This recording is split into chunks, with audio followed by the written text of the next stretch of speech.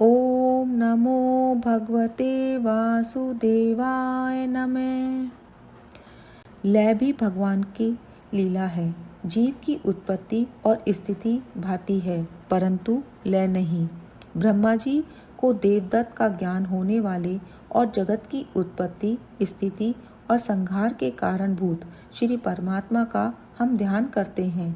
आदि कवि ब्रह्मा की जिस दिव्य ज्ञान का दान किया, उसका वर्णन हम करते हैं। भगवान के ध्यान में तन्मयता न होगी तो संसार का ध्यान होता रहेगा। उसे छोड़ने का प्रयत्न करो, ध्यान के आरंभ में दिखाई देगा। प्रत्येक साधक को ऐसा ही अनुभव होता है। ईश्वर का ध्यान न हो सके तो कोई कुछ आपत्ति नहीं, किंतु संसार का, नर नारी का, धन संपत्ति का ध्यान न होना चाहिए। दर्शन करने के बाद भी ध्यान की आवश्यकता है। मंदिर के चौके पर बैठने की प्रथा का कारण भगवान का ध्यान है, सांसारिक बातचीत नहीं। मंदिर में जिस स्वरूप का दर्शन किया हो, उसी का ध्यान और चिंतन चौके पर बैठकर करें। आरंभ में व्यास जी ध्यान करने की आज्ञा देते हैं।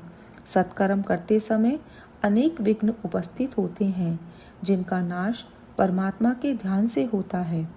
मंगलाचरण में व्यास जी लिखते हैं, सत्यम परम धीमहि।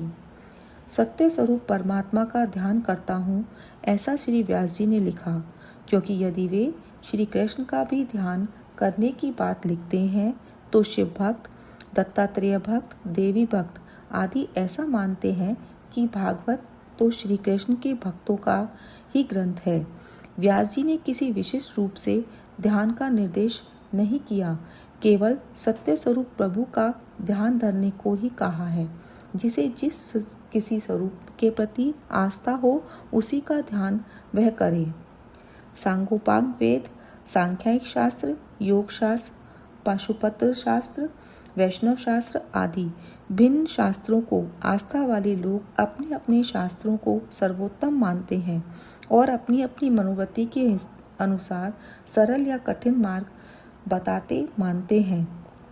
किंतु सच तो यह है कि इन सभी शास्त्रानुसार मतों का प्रतिस्थान लक्ष्य तो एक ही है कि जिस तरह सरल और टेढ़ी मेढ़ी सभी नदियाँ एक ही समुद्र में जाकर मिलती हैं।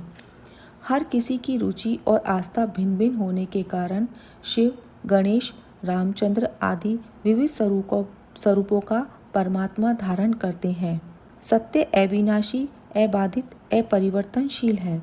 सुख, दुख, लाभ, हानि आदि के कारण परमेश्वर के स्वरूप में कोई परिवर्तन नहीं होता। दुख की प्राप्ति के समय जिसका मन उद्वेग रहित होता है और सुख के समय जिसका मन स्पृहा रहित होता है, वही स्थिति प्रज्ञ है। श्री कृष्ण ने अपने वचन के अनुसार ही जीवन जिया। श्री रामचंद्र जी को भी राज्य अभिषेक और वनवास के समय एक सा आनंद था। दुख की प्राप्ति के समय जिसका मन उद्वेग रहित रहता है और सुख के समय जिसका मन स्पृहा रहित रहता है, वही स्थिति प्रज्ञ है। श्री कृष्ण ने अपने वचन के अनुसार ही जीवन जिया। श्री रामचंद्र जी को भी राज्य अभिषेक और वनवास के समय एक सा आनंद था। श्री कृष्ण को 16,000 रानियों से सेवा पाते समय, सुवर्ण की द्वारिका से और सर्वनाश के समय एक सा ही आनंद अनुभव हुआ। श्री कृष्ण उद्धव से कहते हैं कि उद्धव, यह सब मिथ्या है, केवल मैं ही एक सत्य हूँ। जगत असत्य है, परमात्मा सत्य है। भूत, वर्तमान और भविष्य में जो एक ही स्वरूप धारण करे, वही सत्य है। इसी से ही भगवान व्यास जी कहते हैं कि हम सत्य का ही ध्यान करते हैं, किसी और देव का नहीं। जो सत्य से ही स्नेह भाव रखो। यदि सुखी होना है तो सत्य स्वरूप परमात्मा के साथ प्रेम करो। जगत असत्य है, दुनिया के पदार्थ दुखदायी हैं। व्यवहार में जगत सत्य सा ही लगता है, किंतु परमार्थ दृष्टि से, तात्विक दृष्टि से देखें तो जगत सत्य नहीं है। यही कारण है कि ज्ञानी पुरुष जगत का चिंतन नहीं करते और जगत असत्य है ऐसा बार बार सोचते हैं। जिसे परमात्मा का अपरोक्ष ज्ञान होता है, वे जगत का सम्मान नहीं करते। स्वप्न के टूट जाने के बाद जो स्वप्न मिथ्या लगता है वैसा ही भगवान के साक्षात्कार के बाद जगत मिथ्या लगता है। मनुष्य सदा एक रूप में नहीं रहता। ईश्वर का एक ही स्वरूप है। उस पर काम, क्रोध, लोभ आदि का असर नहीं डाल सकते। वह स्वयं आनंद स्वरूप है। ईश्वर के बिना जो भी दिखाई देता है वह सब माया है, असत्य है और भास मात्र है। नकली रुपए से किसी को कोई मोह नहीं होता। उसी प्रकार इस असत्य नकली संसार से मोह न करो। स्त्री पुरुष मिलन सुखद है, किंतु वियोग अति दुखद।